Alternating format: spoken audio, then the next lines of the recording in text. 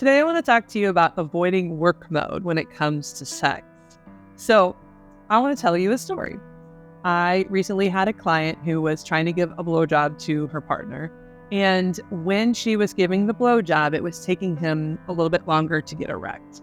And so she went into work mode and she would do this, get going, and like, why is this not working? I need to get him working so that we can have sex. And so that is the work mode in your brain where sex is no longer about fun and joy and just being in the moment. It's about a task.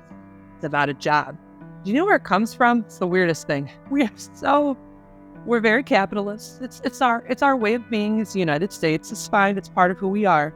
But that mindset of being productive, everything needs to be productive. We need to get to an end result. It's not good for your sex life. Sex is not about productivity. I need you to stop thinking about your bottom line when it comes to sex. Sex is actually not meant to be that goal-oriented.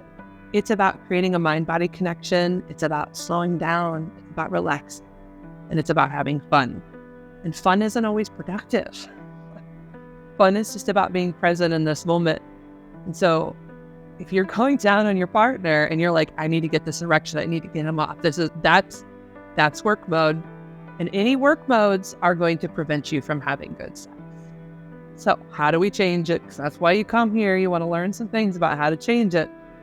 If ever you find yourself in work mode, notice it, challenge yourself out of it. Nope, I'm not going to treat sex like that. Stop doing whatever activity you're doing. So if it's the activity, stop, do something different, and get back in your body. Because sex is about that mind-body connection and feeling present. So you got to get out of work mode and get into slow, easy, take your time, enjoy yourself. If you get an erection, fine. If he gets off, fine. If he doesn't, okay.